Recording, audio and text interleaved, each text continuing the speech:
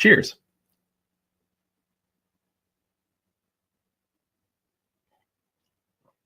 That is good coffee.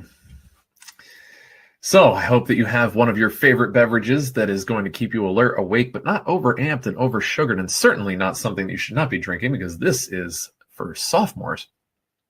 So anyway, we're going to talk about the article of the week.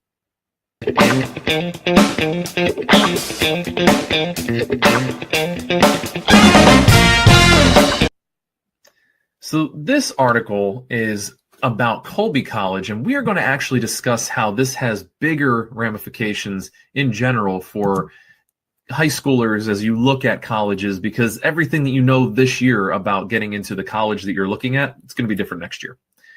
So let me start with Colby eliminates standardized testing requirement. Seems pretty straightforward. As part of its continued efforts to attract and enroll the most talented students from all backgrounds, Colby College announced today that the submission of standardized test scores will now be optional as an element of the student's application for admission. In recent years, Colby's innovative programs and commitment to access have led to a dramatic expansion of its admissions applicant pool, with 12,313 applications from the class of 2022, resulting in exceptionally well-prepared students applying to the college and making it one of the most sought-after educations in the country. Now, I also have an article that talks about the top 100 fastest growing schools in terms of the number of applicants, not the actual student body size, because that would mean they got accepted and they grew their facilities, but just schools that are getting more applications than anybody's. I don't remember Colby on that list. I'll have to double check, but they may be fibbing here. The demand for a Colby education has never been greater. That is true. But we are always looking for ways to enhance our ability to identify and enroll students who are most likely to contribute to and benefit from the distinctive education we offer, said the president. So here's the interesting part of the article. They're saying we have more applications than ever, so we can be super picky. So we're going to get less picky so we can get even more applicants. Anyway, it is essential that we identify students who will extend the boundaries of knowledge, meaning that, what do you mean? Like they're going to know more or less? There's two boundaries. There might be more. Whose intellectual depth and dynamism will challenge our conventions. Challenge your standards. And whose power of analysis and interpretation will reveal critical insights into the human condition and issues of a global and universal scale. Okay, this sounds very nice. It's very flowery language, but let's be real. Let's cut to the chase. They're going to make it easier to get in. They are going to make it easier to get into Colby. That's what happens when you get rid of a standardized test. You make a lower standard. Unless they're trying to make it harder to get into Colby by somehow eliminating one of the ways that you could measure yourself. So let's talk for a minute about, and this is a timeout for the article. This is tangent time with Eric. So when we talk about standardized tests, there are a lot of arguments for and against standardized testing. And, obviously there's the arguments for standardized testing include things like, there's a standard, because what Colby College is looking for is different than what Gettysburg is looking for, and that's different than what Iowa State is looking for. So particularly when it comes to private institutions, non-state schools, there's not a standard of what grades they're looking for, what activities. Are they a sports-driven school, leadership, volunteer work, religious stuff? There's no standard. There's these couple of weird things called the ACT and SAT. They're standardized tests. Your 1400 means that you did exactly as well as somebody in the other side of the country who got a 1400. It's a standard. It means that even if our GPAs don't necessarily mean the same thing, because let's be real, your 3.3 might be way better than my 3.3 if I went to a very easy school. Not to put too fine a point on it, but California or Alabama's 3.3 is very different than New York and Massachusetts 3.3. It's not a slam on you. It's a slam on your state. Sorry. But that being said, a 1400 is still a 1400. So if you have a 3.3 in California and I have a 3.3 in Massachusetts and you have a 1400 on your standardized test and I have a 1400 on my standardized test, you know what? The 3.3 is probably more similar than we think because we have a standard. Here's the argument against standardized tests. Not everybody's a good test taker. And the standard was derived for a certain type of person, a certain type of student, which excludes people who are not like the type of student that does well on this test designed the way it's designed. And there's nothing you can do about that, except for what Colby College is doing, which is to say, we don't need the standardized test. Let our admissions counselors do even more work than they're used to doing, all three of them. So that's fun. That's neat. It's good and bad, right? Because you lose the standard, but you do gain the flexibility to potentially capture amazing students who just happen to be the opposite of the intellectual print of somebody who would do really well on these tests. That's essentially what they're doing. So, time back into the article because I want to finish this up. The limited ability of standardized tests to assess a range of intellectual attributes Colby values and that are rewarded in an innovation economy is one reason the college is changing its admission policy. Remember that when I said that? There are others, including a body of research that demonstrates how students from under-resourced backgrounds are disadvantaged by the testing industry. See, this is where it starts to sound like they're just going to make it easier to get in. If I am under-resourced in my background, meaning I have less resources, teachers, materials, probably test prep. I don't know as much. I'm not going to be as competitive as somebody who has lots of resources, right? So how do you fix that? Aside from making it less competitive. This is where I get worried because through Colby's own research and through national studies, standardized tests have been shown to have only modest predictive powers for success in college. That part's true.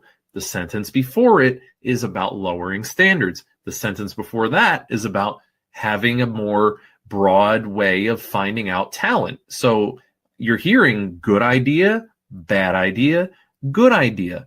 Some places call that a crap sandwich. So I'm not really sure what their motivation is here, especially if their enrollment numbers are up, except for that they would be trying to expand and grow even more.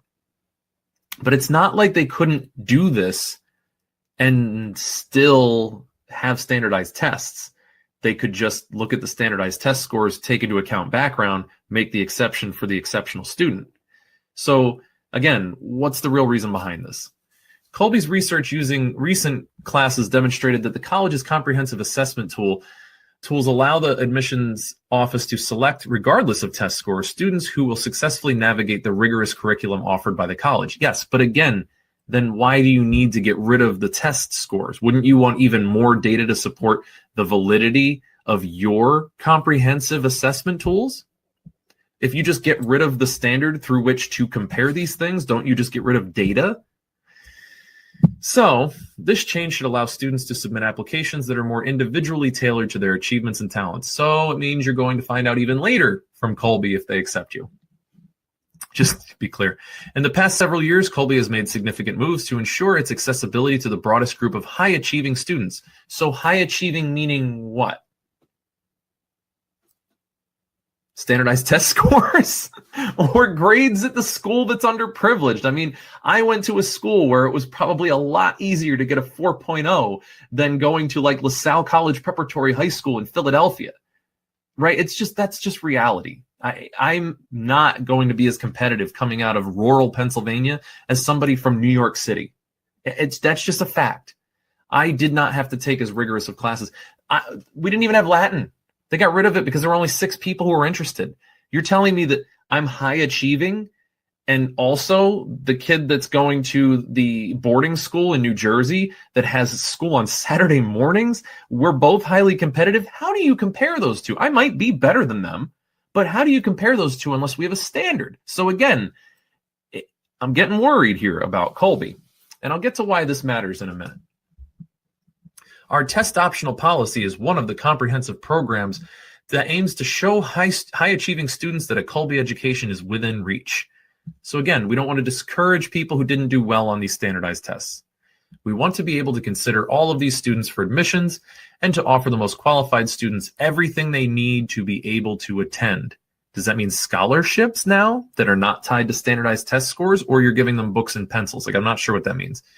In order to ensure that, once enrolled, all students have access to the same opportunities, in 2017, Colby launched Davis Connects, an integrated program designed to provide students with guaranteed access to global research and internship experiences regardless of their personal networks, connections, and financial means.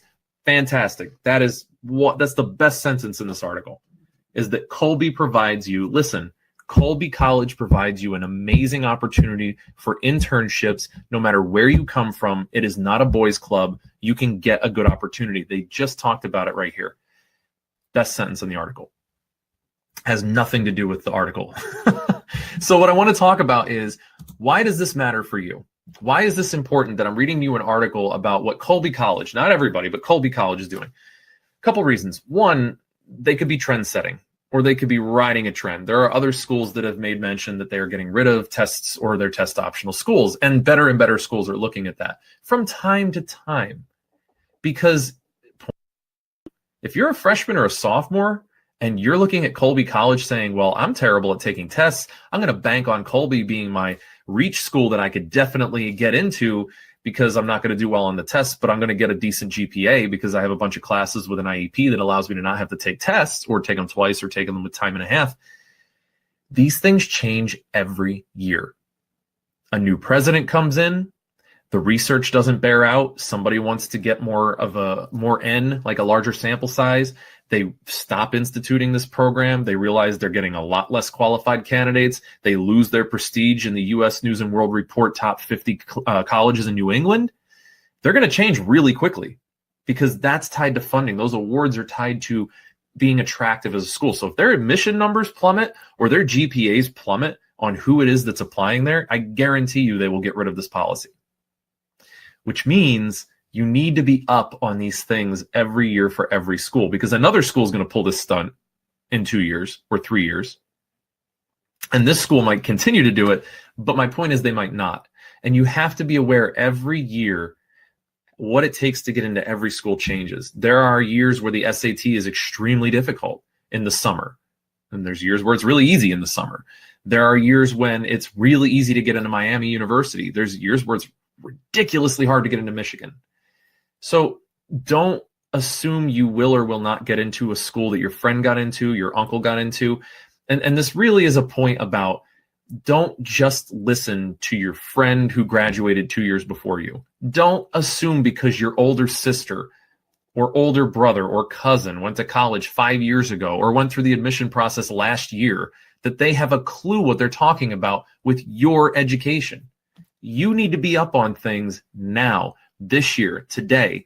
That's one of the things that we do here every week. Ask questions. If I don't know the answer, guess what? I have an army of people that know what's going on this year in 3,000 schools.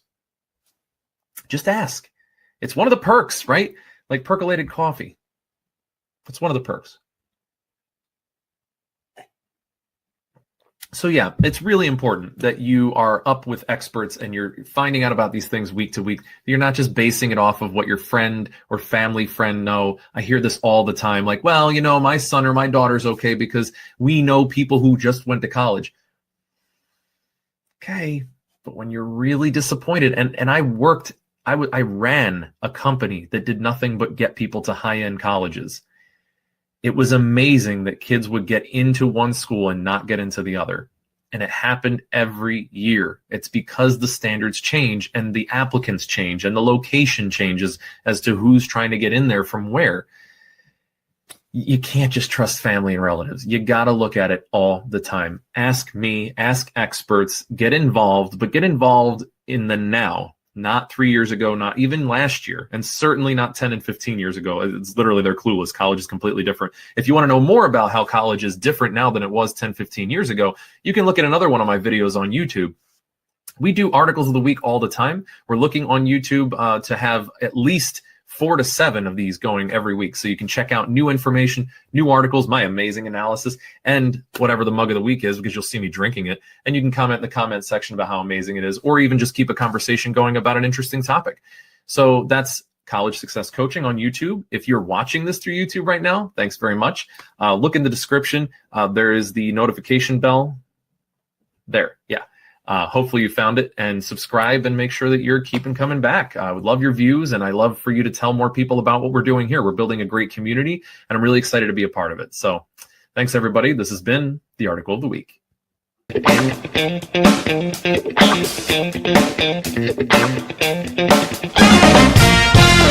Did you like that video? Did you find it interesting?